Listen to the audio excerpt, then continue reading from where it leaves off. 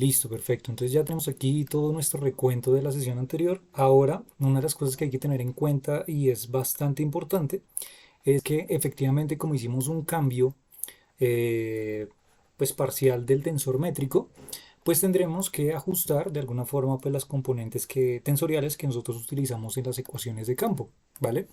Eso quiere decir que de alguna forma trasladando estos componentes importantes de nuestra nueva, dentro de nuevo, perdón, dentro de nuestro tensor métrico nuevo, entonces podemos colocarla con índices, recordemos que podemos colocarla con índices latinos en mayúsculas o en minúsculas, eso simplemente ya depende del autor, ¿vale? Aquí pues inicialmente yo les trabajé a ustedes con eh, índices latinos mayúsculas, ¿verdad?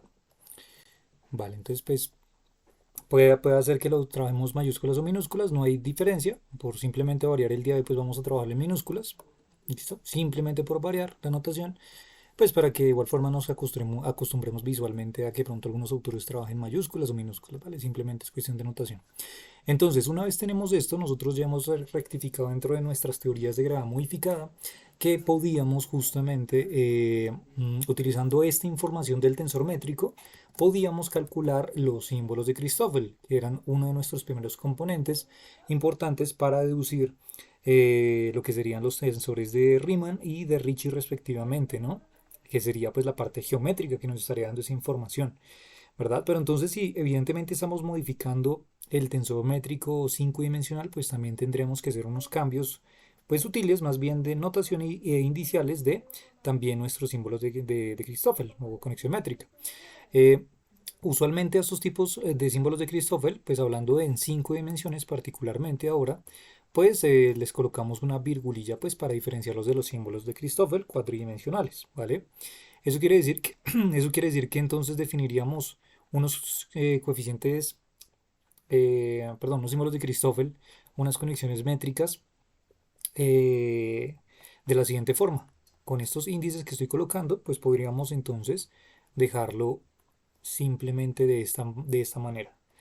Entonces tendríamos parcial B, G virgulilla sub D C más parcial C, G virgulilla sub D B menos parcial D G virgulilla B C. ¿Listo? Esto de aquí particularmente quiero que se fijen que es exactamente lo mismo que nosotros trabajamos anteriormente. O sea, de hecho es que no cambió absolutamente nada. Lo único que le incluimos fue el virgulillado y también pues cambiamos los índices griegos por índices latinos, ¿no? Pues ya que estamos hablando de 5 dimensiones. Es eso, ¿vale? Es importante volver a tener en cuenta, lo repito, digamos usualmente dentro de la notación de la relatividad especial y general cuando uno está comenzando, uno asocia siempre las componentes de los índices latinos con las componentes espaciales uno 2 y 3, o sea, digamos XYZ o RθΦ, ¿verdad? Pero pues en este caso recordemos que estamos en un marco contextual completamente distinto de gravedad modificada donde estos índices latinos ahora representan son las componentes 5 dimensionales, ¿no? Entonces estamos hablando del 0, el 1, el 2, el 3 y la componente 5, ¿no? Ahí están las 5 dimensiones. ¿Sí? Y por eso es que también aparte de utilizar esos índices latinos, también para diferenciarlos de las componentes latinas, ¿verdad? Si digamos utilizáramos, por ejemplo, símbolo de Christoffel supra A sub BC, aquí estaríamos hablando de un símbolo de Christoffel, ¿verdad? Tridimensional y solamente hablando de las condiciones espaciales. ¿M? Pero mientras tanto, en estas 5 dimensiones utilizamos el símbolo de Christoffel, A, B, C también, pero lo cambiamos con un virgulillado para diferenciarlo de este de acá. ¿Listo? Entonces para que no hayan confusiones en este tipo de notación. ¿Listo? Ok, entonces una vez también ya tenemos esto, ya tenemos seleccionado nuestros símbolos de Christoffel pues modificados pues para este nuevo tensor métrico 5 dimensional, pues así también entonces cambiarán respectivamente cada uno de los elementos, el tensor de Riemann también cambiará efectivamente, pero pues más que el tensor de Riemann a nosotros nos interesa dentro de las ecuaciones de campo el tensor de Ricci. Así que nosotros podemos ir directamente a reescribir el tensor de Ricci, entonces virgulillado 5 dimensional, que vendría representado por la misma estructura matemática, solamente que cambiando los símbolos de Christoffel por componentes 5 dimensionales. Entonces tendremos la parcial C, símbolo de Christoffel CAB, Luego tendremos menos parcial V, símbolo de Christopher virgulillado, C, C, A, más, luego aquí tendremos símbolo de Christopher C, C, D, multiplicado por símbolo de Christopher virgulillado D, A, B. Y por último tendríamos menos símbolo de Christopher virgulillado C, V, D y símbolo de Christopher D, A, C. ¿Listo? Esta sería entonces nuestra representación de lo que sería entonces nuestro tensor de Ricci virgulillado 5 dimensional. ¿Listo? Que tiene incorporado pues los símbolos de Christoffel 5 dimensionales, que dependen a su vez del tensor métrico 5 dimensional, ¿vale? Esa es la importancia de tener en cuenta esto. ¿Listo? Y una de las características, como yo les decía anteriormente, es que justamente las ecuaciones que nosotros podemos deducir en relación a la teoría de Kaluza-Klein salen literalmente de proponer el tensor de Ricci igual a cero. ¿Vale? Este de aquí es una versión bastante similar a por ahí las ecuaciones de campo de Einstein en el vacío.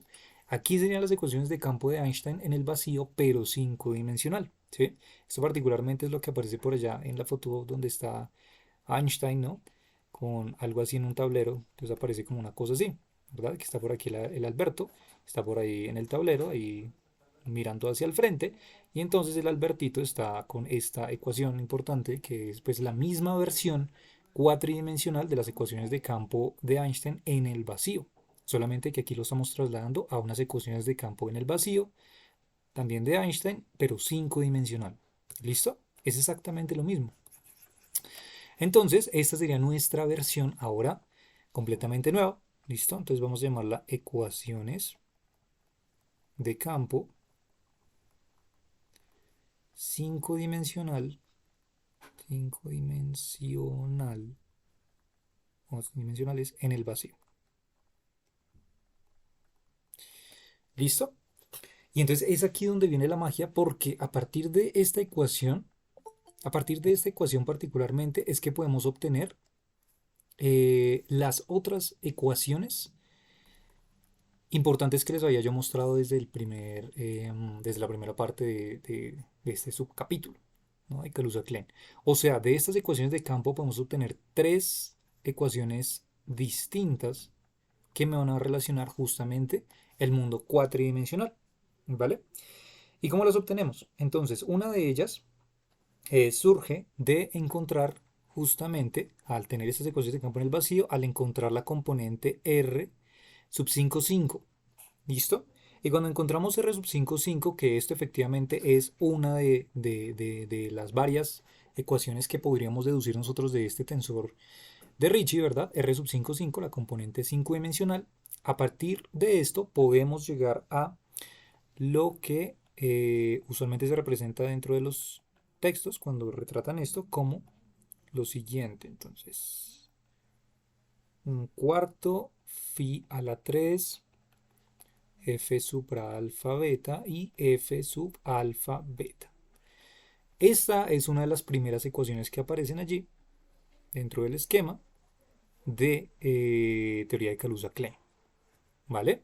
O sea, esta ecuación de aquí la obtenemos encontrando, ¿cierto? O haciendo particularmente la componente tensorial de R sub 5,5. Eso quiere decir que lo que tendríamos que hacer nosotros sería sustituir A y B por el índice 5,5 y cada uno de los elementos que estaban aquí, los símbolos de Christoffel, de A y B, reemplazarlos por 5 y 5. Y a su vez los símbolos de Christoffel aquí arriba cambiarían por la componente 5,5 y ahí empezar a juguetear con el tensor métrico que estuvimos trabajando la vez pasada, el de Klein, ¿sí?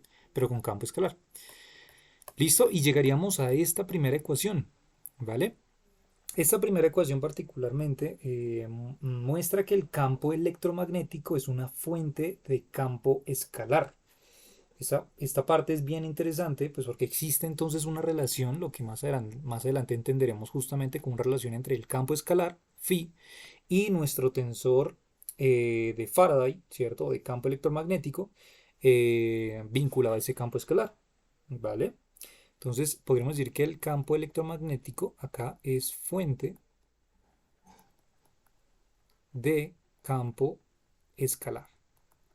¿Eso qué quiere decir? Que de alguna forma, si nosotros tenemos en este espacio que estamos trabajando, si estamos vinculando un campo electromagnético, este campo electromagnético, pensémoslo por ejemplo como un campo, por ejemplo, de luz, un campo fotónico, ¿verdad?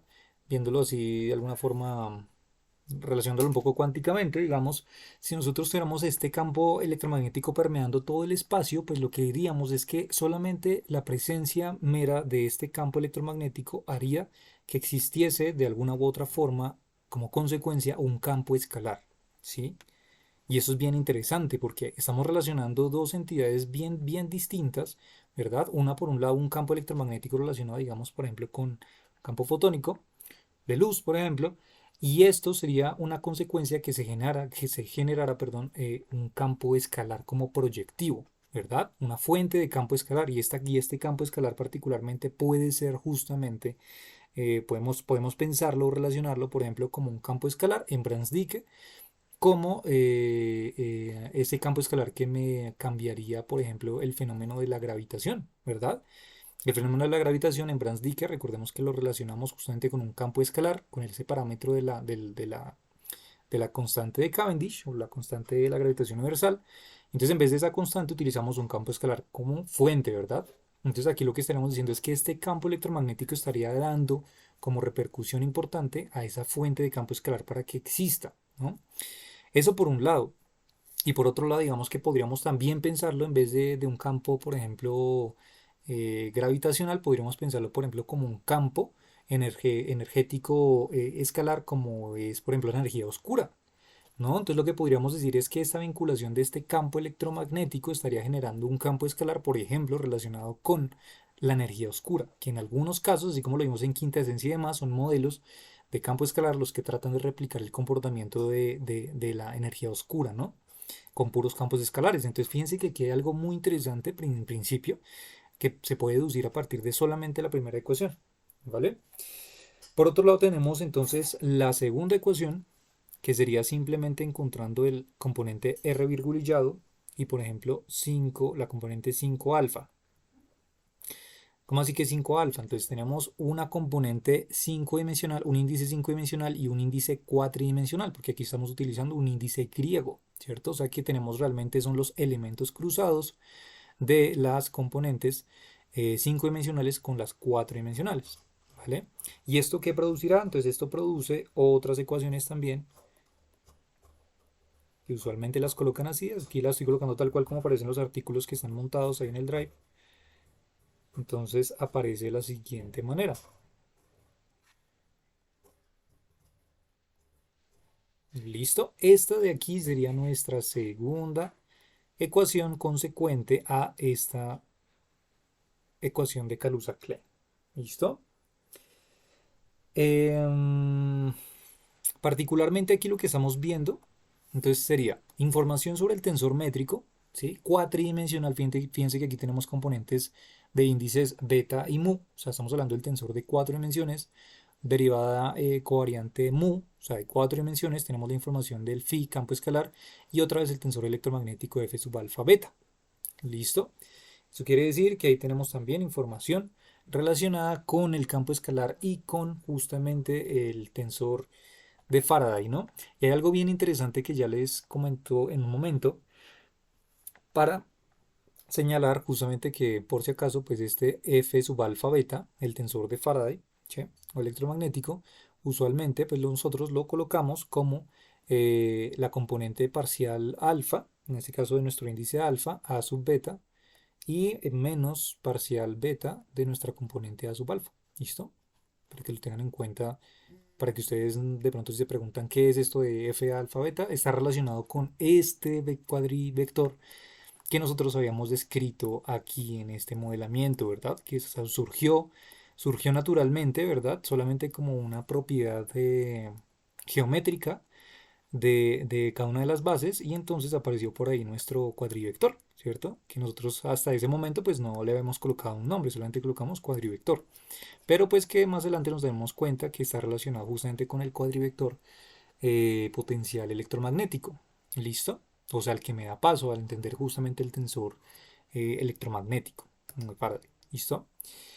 Y por último tenemos entonces la ecuación que me relacionaría entonces R mu nu, si quieren llamarlo así, o si quieren más bien lo colocamos de esta manera. Coloquémoslo R mu nu, ¿verdad? Menos un medio de G mu nu R virgulillado, ¿verdad? O sea, las ecuaciones de campo, ¿verdad? De Einstein en el vacío, tal cual, si nos damos cuenta, pero virgulilladas. ¿Listo? Virgulilladas. O sea, haciendo referencia a las componentes 5 dimensionales. ¿Y esto qué me devuelve cuando yo hago este análisis? Entonces, cuando yo replico esto y utilizo el tensor métrico 5 dimensional, entonces a lo que llego usualmente es al siguiente término. Este va a estar un poquito largo, espero me alcance. Miren si por aquí puedo. Ok, por aquí más o menos arriba. Vale. Entonces llegaríamos a esta siguiente expresión. R mu nu menos un medio de G mu nu R igual a un medio de phi al cuadrado, paréntesis G supra alfa beta, F sub mu alfa, F sub nu beta, menos un cuarto. Esperen, me corro un poquitito para allí. Voy a tocar mover esto un poquito más. A ver. Eso es. Listo. Un cuarto. Vamos en un cuarto. G mu nu.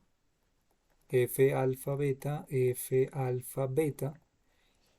Más 1 sobre phi. Derivada covariante de mu. Derivada covariante nu de phi. Menos G mu nu. De Lambertiano de phi. ¿Listo? Entonces, esta es nuestra última ecuación a la cual nosotros estaríamos relacionando. Entonces, eh, nuestro tensor de, perdón, nuestro término de Kaluza-Klein de las ecuaciones de campo 5 dimensionales en el vacío. ¿Listo? Y entonces aquí, ¿qué es lo que nos damos cuenta? Fíjense que esto se parece bastante a las ecuaciones de campo de Einstein clásicas, ¿verdad? Solamente que tenemos información tanto de la dinámica de este campo escalar particularmente y también la introducción de un acople entre el campo escalar y el tensor de Faraday, o sea, del campo electromagnético, ¿sí? Y esta parte pues es bastante curiosa, entonces, ¿cómo podemos llegar a relacionar estos términos, ¿verdad? Eh, mm, y entonces vemos entonces una relación entre el campo electromagnético, entre la relación del campo electromagnético y el campo escalar como términos fuente para que exista gravedad, ¿no? Para que desde el punto de vista clásico de nosotros cuando aprendemos relatividad, lo que tenemos en la parte izquierda es cómo se afecta la geometría del espacio-tiempo de 4 dimensiones con relación a lo que está del lado derecho. Y lo que está del lado derecho en este caso es tanto el tensor de Faraday electromagnético como el campo escalar. O sea que ambos términos fuentes serían los que estarían perturbando, generando estas fluctuaciones en el espacio-tiempo para que existan esas famosas curvas, ¿no? Espaciotemporales.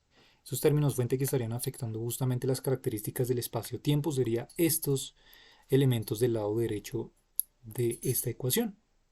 ¿Listo? Eso sería una de las cosas más interesantes, ¿vale?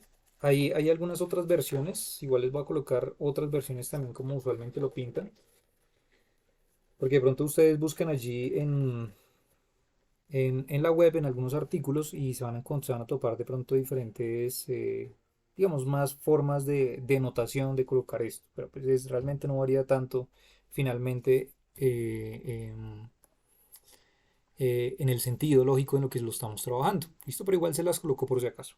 Entonces la otra versión, vemos que usualmente lo colocan así. Entonces ellos dicen, por ejemplo, que el tensor AB menos GAB sobre 2 de R virgulillado igual a 0. Esto produce entonces, esto produce las ecuaciones R mu nu menos un medio de G mu nu R igual a capa cuadrado. Bueno, este capa de hecho está relacionado con el elemento que ya sabemos de la aproximación de campo débil, ¿no? Newtoniana. Capa cuadrado sobre 2, pero pues es efectivamente lo mismo. Luego tenemos el tensor T mu pero electromagnético, que es efectivamente el mismo que les puse en la diapositiva anterior, menos 1 sobre phi de derivada covariante de mu, derivada covariante nu de phi, menos g mu nu d'Alembertiano de phi. ¿Listo? Entonces, esta sería la última ecuación que yo les coloqué, esta de acá, ¿vale? Si nos damos cuenta para que comparemos un momentito las ambas versiones. Fíjense que tenemos lo mismo, ¿sí? Solamente que lo único que agregamos por allí fue que el elemento capa de aproximación de ahí donde aparece el término pi. Y resumimos todo el tensor electromagnético como se define justamente como este elemento del paréntesis que se encuentra aquí, ¿vale? Esto sería el tensor electromagnético. Y pues ya la última parte sí está pues igual, ¿no? Listo. Por otro lado tendríamos la segunda ecuación, que también la colocan en esta notación como derivada contravariante de f mu nu igual a menos 3, y aquí lo colocan como derivada contravariante, perdón, parcial contravariante de phi sobre phi de f mu nu. ¿Listo? Y por último tendríamos la primera que colocamos, que sería capa cuadrado, phi a la 3 sobre 4, f mu nu y f supra mu nu. ¿Listo? Estas serían las tres ecuaciones que aparecerían, que usualmente también las colocan de esta manera, ¿vale? La segunda estaría haciendo referencia, esta segunda estaría haciendo referencia a esta segunda ecuación que tenemos allí, ¿verdad? Sería la misma. Relacionando entonces en este caso también, o sea, aplicando de alguna forma pues la derivada covariante de ambos términos, pues lo que está haciendo simplemente aquí este pedazo es eh, eh, aplicando el producto de Leibniz, ¿no? Derivada del producto. Entonces, lo que hacemos al obtenerlo, pues simplemente distribuir ambos términos, derivada de uno, derivada del otro, ¿verdad? Y pasamos el otro término a restar y nos queda de esta manera, ¿sí? A veces la colocan de esta manera mucho más llamativa, ya les digo por qué, porque aquí vamos a tener una información importante que nos va a recordar algo interesante, ¿listo?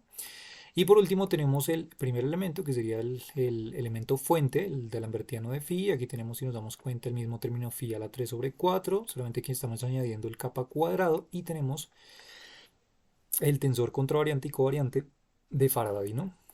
Que es exactamente el mismo. ¿Listo? Esta es como la otra versión usualmente que también lo coloca, ¿vale? Para que lo tengan en cuenta. Ahora sí, ¿qué es lo que sucede? En algunos casos muy particulares y de hecho que vamos a tocar y vamos a deducir, y eso nos va a tomar tiempo, pero va a ser muy satisfactorio. em,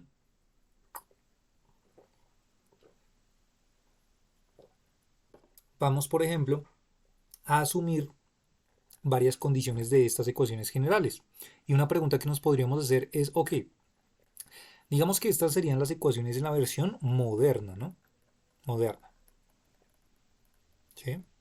Pero por ejemplo en la versión de Kaluza, perdón, de Klein, bueno, de Kaluza y Klein, em, el término phi era 1, ¿verdad? O podríamos traducir eso en que el término phi era una constante, ¿cierto? Así de sencillo. ¿Y qué pasaría si nosotros cambiamos esta versión moderna pues por la versión entonces de esta condición para Kaluza-Klein clasiquita, sin tener en cuenta phi, de Theory y todos esos que les mencioné, Jordan, aportaron pues esta condición? Pues lo que pasaría si phi fuera constante es que esos elementos se me van a reducir, ¿verdad? Se van a transformar. ¿En qué se transformarían estas ecuaciones? Entonces voy a hacer un copy-paste, un momentito, de esto mismo, voy a colocarlo acá abajo, ¿listo? Entonces esta versión de aquí abajo sería la versión clásica de Kaluza-Klein.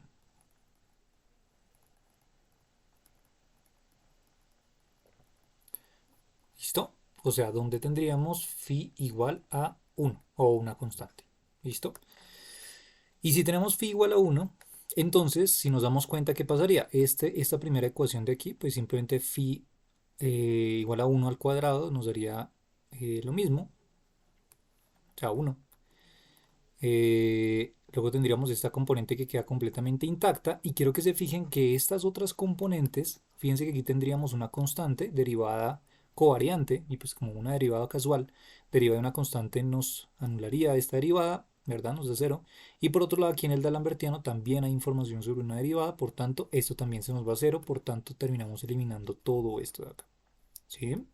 Luego, en este pedazo, fíjense que también tenemos una derivada contravariante, una derivada también actuando sobre el campo phi, pero si phi es igual a 1, derivada de esa constante nos da cero, por tanto, también se nos va esto, y esto termina siendo igual a cero. Y por último, también tendríamos esta ecuación, donde aquí tenemos que el D'Alembertiano sería cero, por tanto aquí simplemente lo reemplazaríamos por un cero, y este phi se convertiría en un 1 también, ¿no? Quedándonos simplemente esta expresión. Esto de aquí sería la versión que encontraría Kaluza y Klein inicialmente, sin añadir términos extra de campos escalares, ¿sí? Y una cosa que más les llamó la atención, yo no sé si ya se dieron cuenta, pero una cosa bastante interesante que les llamó la atención a ellos fue esta segunda ecuación, ¿verdad? Que es un poco más visible a lo que nosotros entendemos o conocemos como las ecuaciones de Maxwell, ¿no? ¿Por qué? Porque de hecho las ecuaciones de Maxwell, las ecuaciones de campo de Maxwell, en el vacío, particularmente en el vacío, se obtienen de esta ecuación contravariante que tenemos acá, ¿sí? Entonces es algo bien interesante lo que había encontrado hasta el momento y por eso es que fue un milagro y a veces lo llaman también como el milagro de Kaluza, y fue justamente la forma precisa de encontrar, ¿sí?, que existe una relación del tensor electromagnético, o sea, más bien pensar que el tensor electromagnético emerge de las ecuaciones de vacío 5 dimensional como fuente en las ecuaciones cuatridimensionales, ¿sí? Esto a veces lo llaman eso, el milagro de Kaluza, ¿sí? Y entonces era pensar justamente lo que les estoy diciendo. eh, si quieren lo colocamos como mm, su resultado.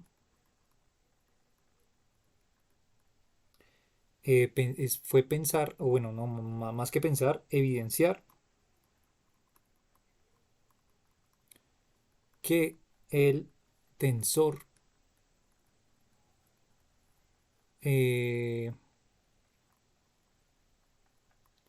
energía electromagnética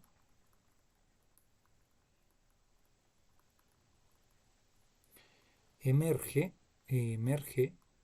de las ecuaciones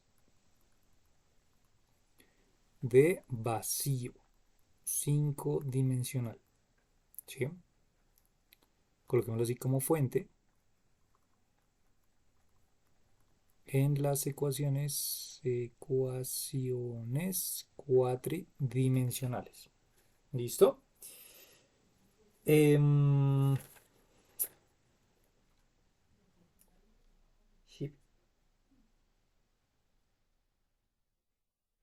tal cual. Listo. Y aparte de esto, entonces tenemos unas ecuaciones, también producen unas ecuaciones de Maxwell en el vacío. ¿Listo?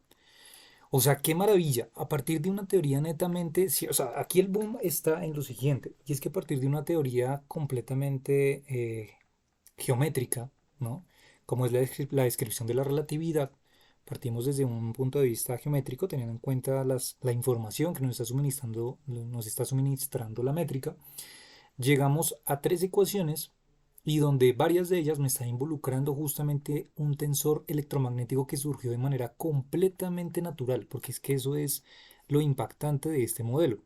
O sea, recordemos, aquí un momentito yéndome atrás, que vuelvo y repito, el cuadrivector A sub mu, ¿sí?, como ese cuadrivector que todavía no le habíamos colocado nombre, surgió simplemente de unas características geométricas, netamente geométricas, ¿verdad? Y esas características netamente geométricas, ¿sí?, cuando le damos ese sentido y cuando llegamos a esas ecuaciones particularmente, ¿sí?, vamos a juguetear de hecho más adelante deduciendo algunas de ellas, llegamos justamente a una información relacionada con el tensor electromagnético, o sea que esta cosa que nace geométricamente, ¿verdad?, de manera muy, muy trivial, Pues esa no es tan trivial si lo pensamos justamente cuando lo estamos relacionando al fenómeno electromagnético, sino que tiene un sentido. Entonces surge de manera completamente natural una relación entre la geometría, ¿verdad? O sea, podemos pensarlo como la gravedad, el espacio-tiempo, relacionado con el campo electromagnético. Por eso es que de alguna forma este boom o este milagro de Calusa fue tan grande en ese momento porque lo que logró relacionar fue dos campos distintos hasta ese momento de la física, el electromagnetismo y la gravedad. ¿Dónde y cómo? Pues acoplando solamente una cinco dimensión a la teoría de campo de Einstein, ¿sí? Y esto pues es una maravilla que surja algo así de forma natural, ¿verdad? Y es lo que justamente pues va a llamar la atención a personas más adelante para tratar otros modelos un poco más amplios en el desarrollo de la unificación de otras teorías, ¿no? Entonces, por eso, usualmente, digamos que en teorías de cuerdas, ¿no? Relacionan más dimensiones, porque si nos damos cuenta, aquí estamos viendo un vivo ejemplo, ¿listo? Y más adelante que lo sigamos rayando, estamos viendo un vivo ejemplo de cómo al aumentar una dimensión más, solamente al incluir una dimensión más, ¿verdad? La consecuencia es la unificación de una de las fuerzas fundamentales en el universo, ¿verdad? Una maravilla, una maravilla. Solamente añadiendo una dimensión más estamos relacionando otra interacción fundamental del universo. En este caso, el electromagnetismo. ¿Sí? Entonces, por eso es que va a servir de inspiración para que los teóricos de cuerdas vayan a juguetear con más dimensiones, porque ellos empiezan a juguetear con las simetrías que hay detrás de cada interacción y entonces empiezan a añadir más y más y más dimensiones y entre añaden más y más y más dimensiones pueden empezar a acoplar más y más interacciones fundamentales. ¿Vale? Es por eso que finalmente ellos terminan con 11 dimensiones, ¿no? Más por algunas cuestiones de simetrías de estas interacciones que les comento. ¿Listo? Mm, ¿Hasta ahí tienen preguntas? ¿Tienen preguntas de algo? Para seguir avanzando. Si tienen preguntas, váyanlas escribiendo de una vez. Y si no, seguimos.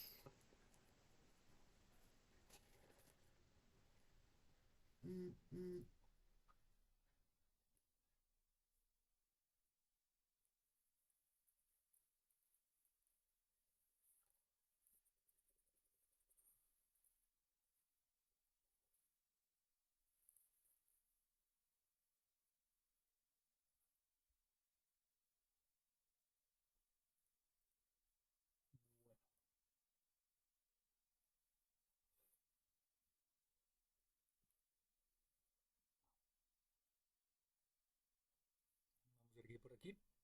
Creo que no hay preguntitas. Así, que las energías se tienen que alcanzar para corroborar esas teorías tan fuera del alcance. Totalmente, sí, sí, totalmente. Pero pues hay que tener fe que algún día podamos de pronto llegar a tener esas condiciones experimentales para llegar a determinar esas dimensiones, ¿no? Es que todavía me parece muy loco a mí, ¿verdad? Que me vuelvo loco pensando que esto surja por puras matemáticas, un acople de dos campos en física que pensábamos eran distintos, ¿no? Eso me parte la cabeza, ¿no?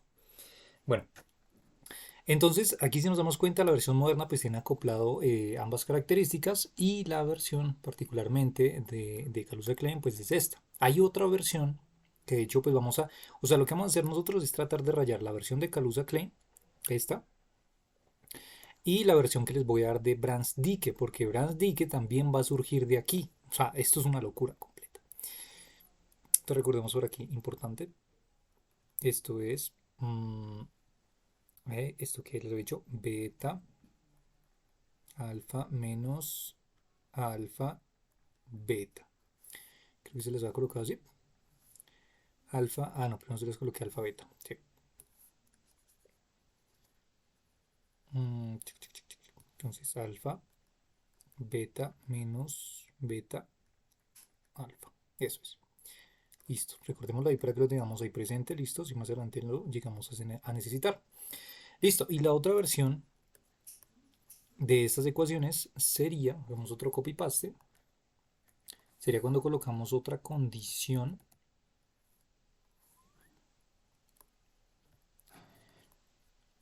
Maldita sea, no, esta no es la que necesitaba. Está grabada la otra. ¿Qué pasó?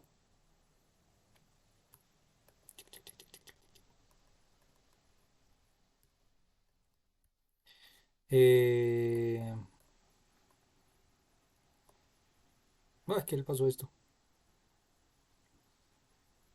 ¿Qué? Esperen.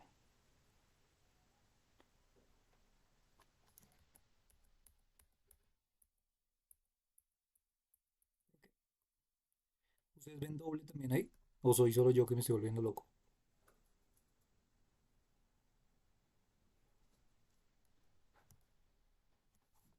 Esperen. ¿Qué?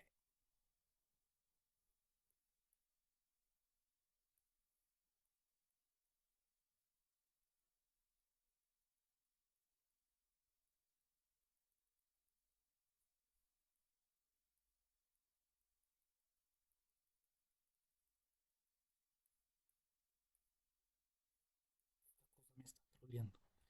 A ver, esperen.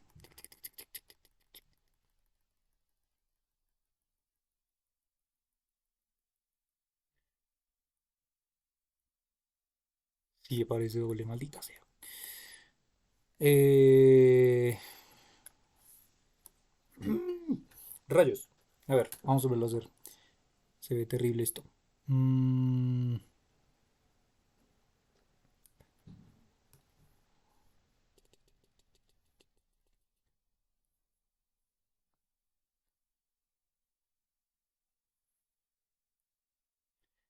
menos G A B sobre 2 R. Eso es. Listo. Entonces. Borramos toda esta vaina.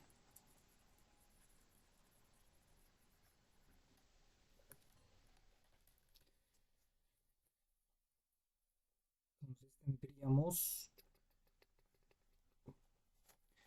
A ver. Tendríamos R mun menos un medio de G mun R igual a capa cuadrado phi al cuadrado sobre 2. Luego tenemos T mu 1 EM electromagnético. Luego tenemos menos 1 sobre phi derivada covariante mu, derivada covariante nu de phi, menos G mu nu da lambertiano de phi. ¿Cierto? Creo que así es como habíamos quedado. Eso es. Sí. Listo. Luego teníamos entonces derivada contravariante mu de f mu nu. Y luego teníamos menos 3 parcial supramu phi sobre phi de f mu nu. ¿Listo? Y por último teníamos entonces el de Lambertiano de phi que iba a ser igual a capa cuadrado phi a la 3 sobre 4 f mu nu f mu nu. Eso es. ¿Listo? Ahora sí, entonces voy a copiar esto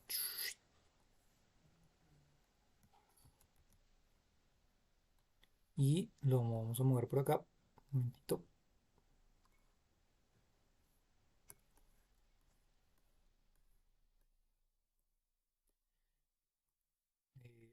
Queda mejor arriba. Eso es. Listo. Y la otra versión es la versión de Brandstike. Brandstike. Y la versión de Brandstike particularmente va a asumir que nuestro cuadrivector va a ser igual a cero. ¿Listo? Esa es la condición. ¿Listo? Y si A es igual a cero, ¿qué le pasan a estas ecuaciones de campo? Entonces, miremos la primera. Aquí nos damos cuenta que para la información de el tensor electromagnético, particularmente el tensor electromagnético, fíjense que el tensor electromagnético está relacionado con el cuadripotencial. Y si el cuadripotencial es cero, entonces el tensor desaparece. ¿Sí?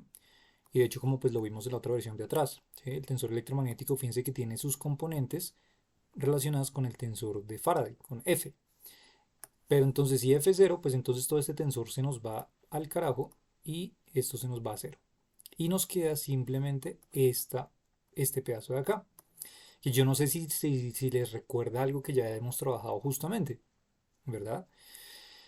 Eh, por otro lado, entonces tendríamos también que estos ambos elementos serían cero. Por tanto, de hecho, esta ecuación se anula, ¿verdad?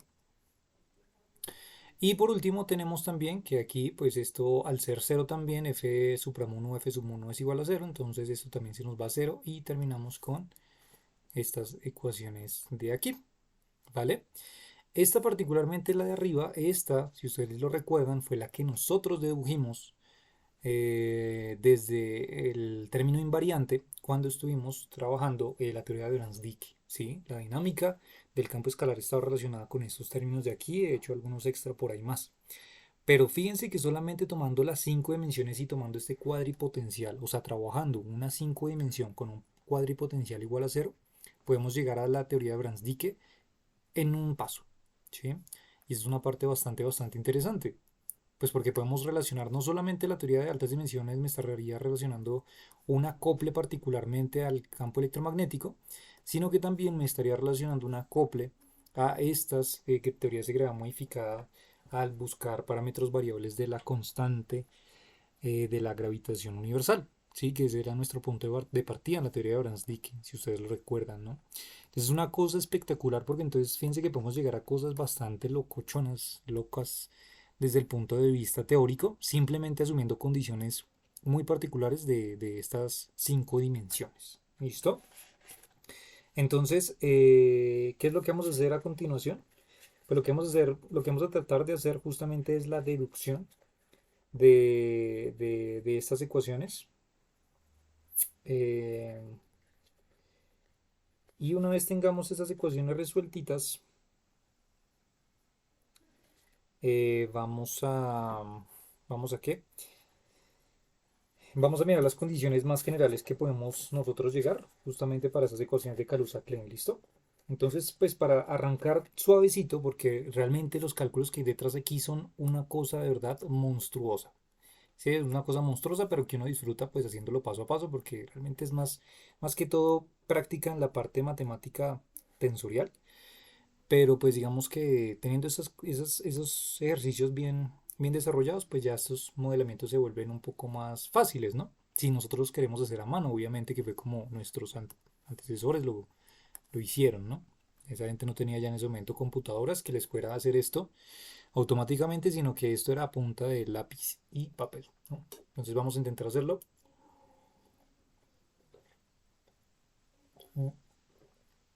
Y para este primer jugueteo, entonces vamos a partir de justamente deducir nuestras ecuaciones de Brans-Dicke. ¿Listo? Vamos a utilizar este, que es el caso más fácil. ¿Listo? Este es el caso más fácil que podemos nosotros empezar a hacer un ejercicio tensorial. Y luego una vez ya tengamos las ecuaciones de Brans-Dicke deducidas, vamos a pasar a la teoría de Kaluza-Klein clásica. Vamos a deducir las ecuaciones de Kaluza-Klein clásica. ¿Listo?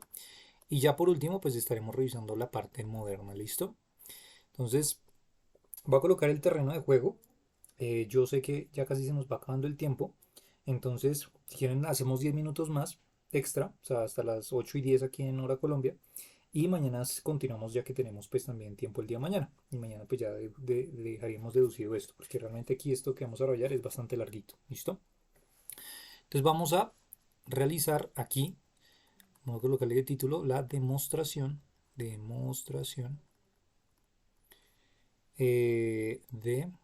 la em, bueno, más bien de las ecuaciones de Kaluza-Klein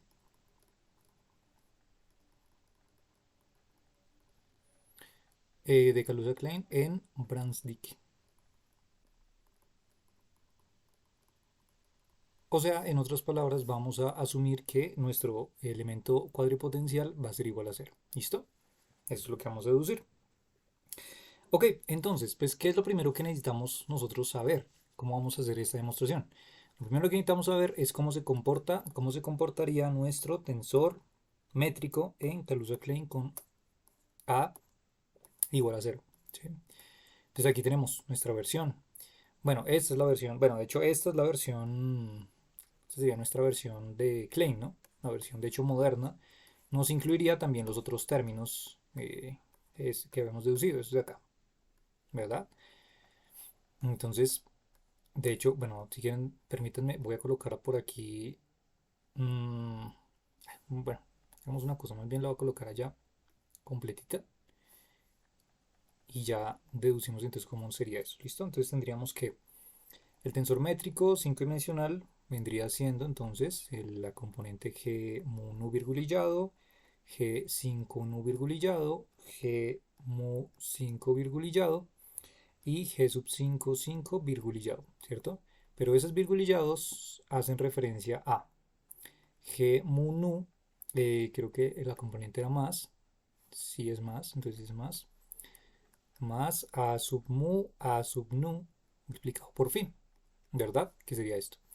Luego tendríamos phi, aquí tendríamos phi a nu y aquí tendríamos phi a mu, ¿sí? Relacionando estos elementos cruzados, ¿sí? O sea, estos, ¿sí? Aquí en este caso. Y por último tendríamos g sub 5 5 que era nuestro phi al cuadrado, ¿vale? Esto de aquí sería nuestro tensor métrico 5 dimensional, ¿vale? Que es desde donde vamos a partir todo, ¿vale? Esto es. Ahora sí, esto que es la parte general, ¿cómo se volvería aplicando justamente el caso donde el cuadripotencial es igual a cero? Pues donde hayan as, pues los volvemos cero, ya eso es todo. Entonces, ¿cómo se transformaría este tensor métrico ahora con esa condición? Entonces, el tensor métrico sería igual a g mu nu, aquí tendríamos 0, 0, entonces nos va de término, aquí también tenemos 0, 0 por esto nos daría 0, 0 por esto nos da 0, o sea, aquí tenemos 0, 0, y nos quedaría el phi al cuadrado. Si nos damos cuenta, pues es algo más bien sencillo, es un tensor métrico casual, de hecho con una métrica con un qué, con una forma de diagonal principal, como nuestros tensores clasiquitos en relatividad. Entonces digamos que es un poco más fácil de trabajar, ¿no? Y pues listo. Y entonces ahora lo que nos toca traer como segunda cosa importante es entonces lo que les había mencionado de nuestros símbolos de Christoffel, ¿verdad? Que es desde donde vamos a arrancar, porque intentamos encontrar cada uno de los símbolos de Christoffel y posteriormente pues también el tensor de Ricci, ¿no? Entonces, este señor lo necesitamos también. Vamos a copiarlo y lo pegamos.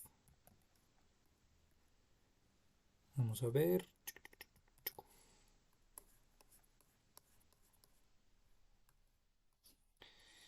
Uy, espera, creo que lo puedo hacer más bien así. Ya, ya, ya, ya. Eso. Este de aquí y también, por si acaso, vamos a hacer copy paste de este de acá. Eso es. Chan.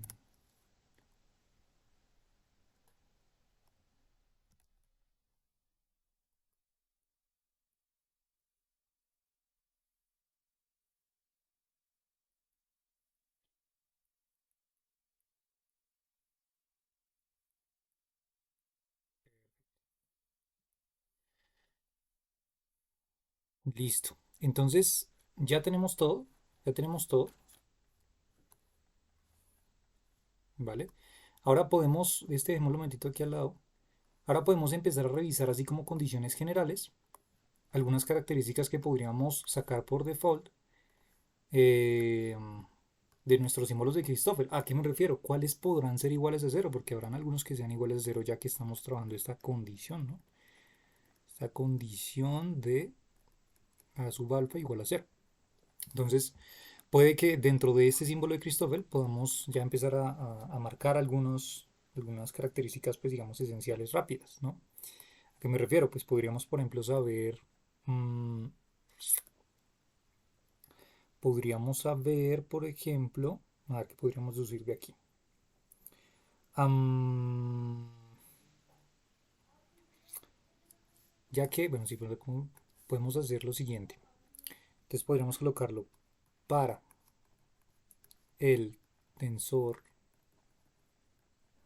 métrico diagonal.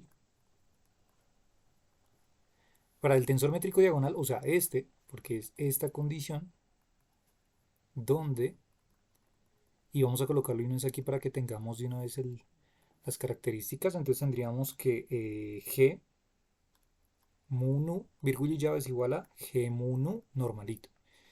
Por otro lado tenemos que igual que G5 nu o G mu 5 virgulillado es igual a 0. Y también tenemos que G sub 5, 5 virgulillado es igual a phi al cuadrado. ¿Listo? O sea, esto es de aquí, cada una de las componentes que están acá arriba. ¿Listo? Entonces, por ejemplo, podríamos pensar, a ver, miremos lo siguiente. Mm, ¿Qué pasaría, por ejemplo, si nosotros encontramos el símbolo de Christoffel,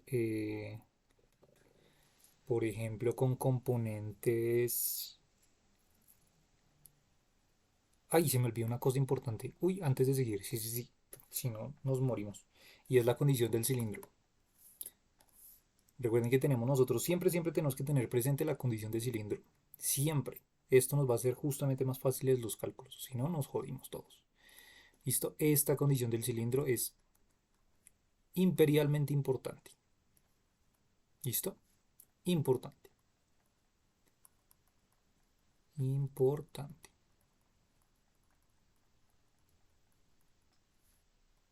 ¿Listo? Ahora sí.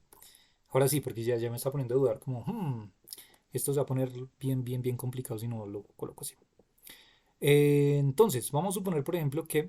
mm, eh, ¿qué pasaría si nosotros tenemos el símbolo de Christoffel con componentes A y B?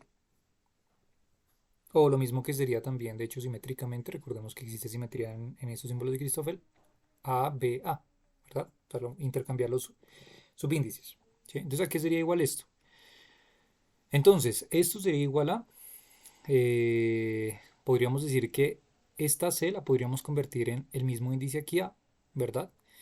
Entonces, eso lo que nos convertiría sería en hacer lo siguiente, un medio de G virgulillado. Entonces aquí tendríamos A, ¿verdad? Aquí tendríamos D, esa D la dejamos igual. Luego aquí tendríamos parcial B, ¿verdad? Esa B sigue estando intacta. Luego tendríamos G virgulillado D, esa D sigue igual. Y la C se nos convierte en una A, ¿verdad? Porque ya no es C, sino ahora se llama A. Luego tendríamos más parcial C, que ahora se llama A. Y tendríamos G virgulillado dB. Entonces colocamos D, que es decir, está allí intacto, y B queda completamente también intacto. Y por último tendríamos menos parcial D. Entonces colocamos la D, está aquí todavía. Y G, y aquí nos tendríamos BA, ¿verdad? O sea, porque esta vez también se volvió una A. ¿Listo? Perfecto. Listo. Ok, entonces, a ver, ¿cómo podríamos simplificar esta vaina? Lo que sabemos es que, lo que sabríamos es que, mm, a ver, déjenme revisar una cosilla. BA, DAB, DA,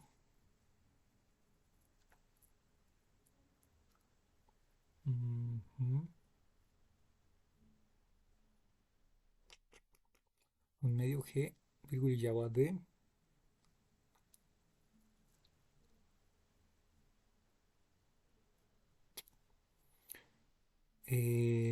parcial B, parcial A, B. Ok, A, A, D. Aquí cambiaría por una A. Aquí cambiaría por una A. Vale, perfecto. Luego tendríamos...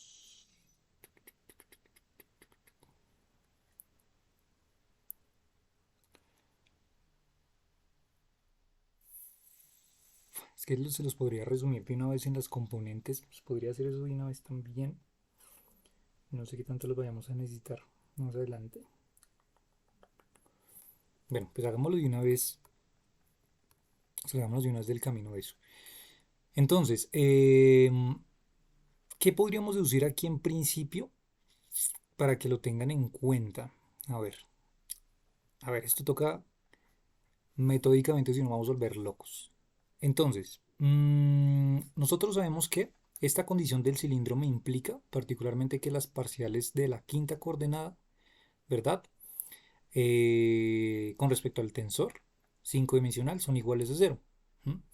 ¿Eso qué quiere decir? Quiere decir que si yo llego a reemplazar aquí B o A o D por 5, independientemente de lo que sea que esté aquí, aquí o aquí, se nos va a ir a cero.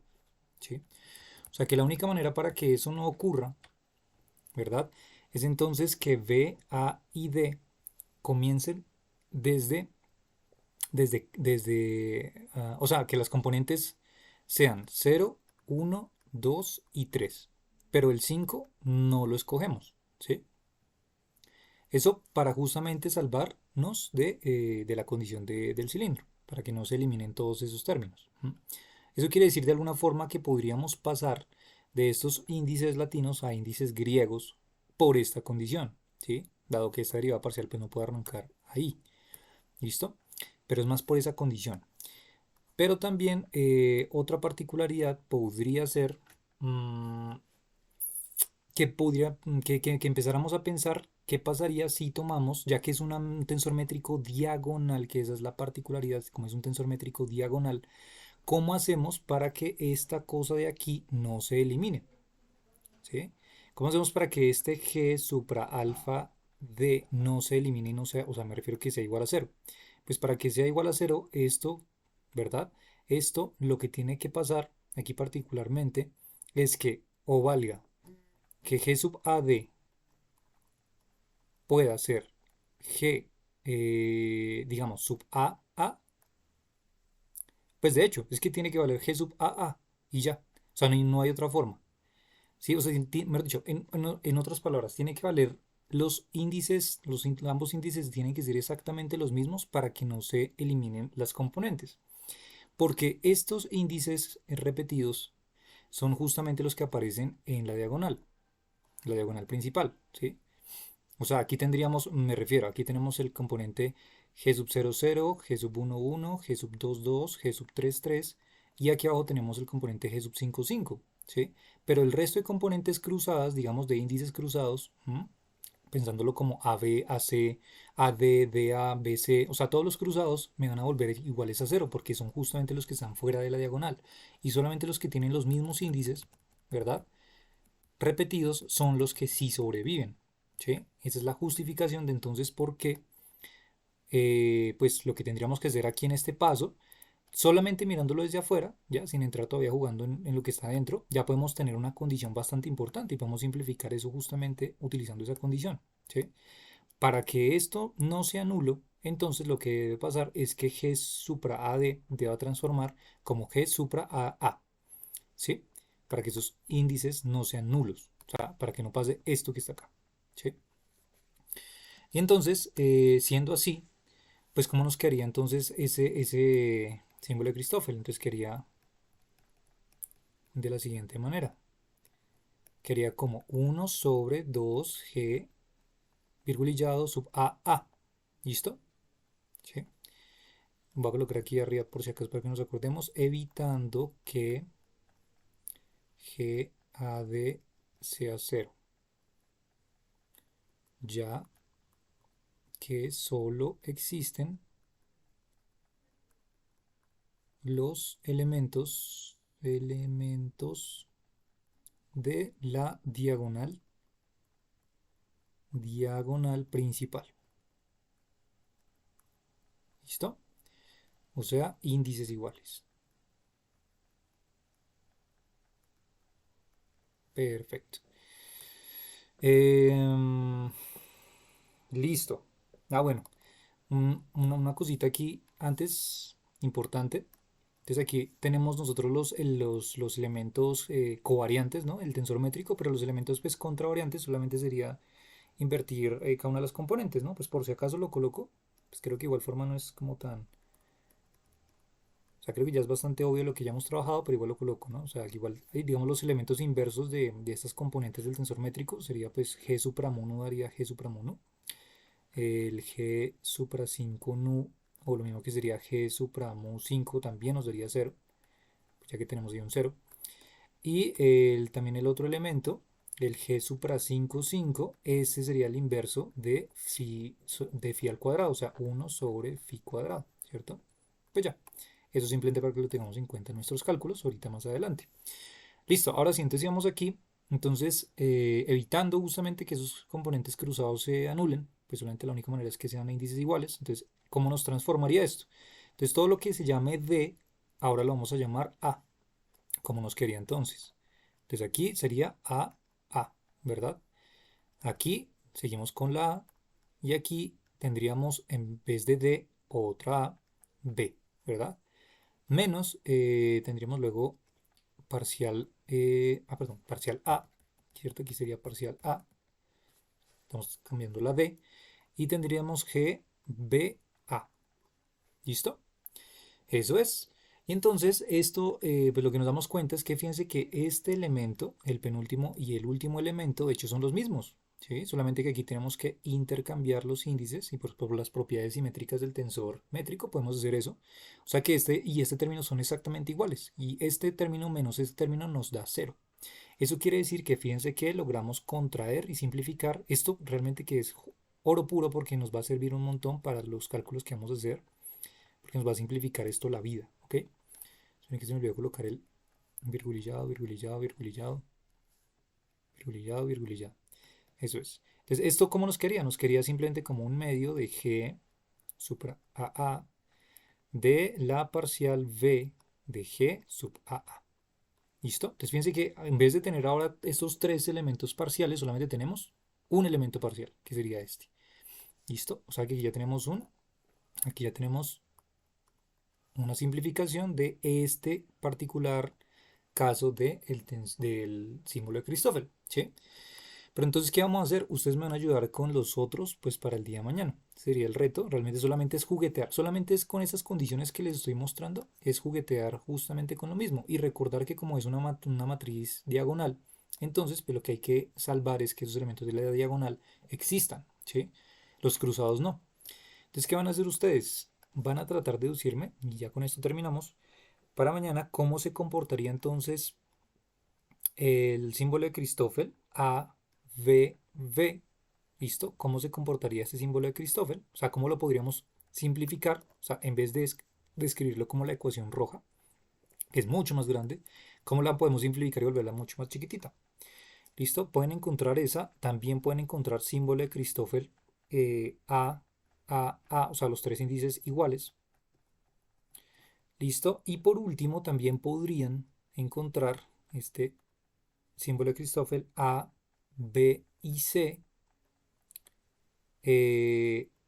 donde, ojo que aquí hay una condición, donde A es diferente de B y a su vez también es diferente de C. ¿Listo? Traten de encontrar estos tres para mañana.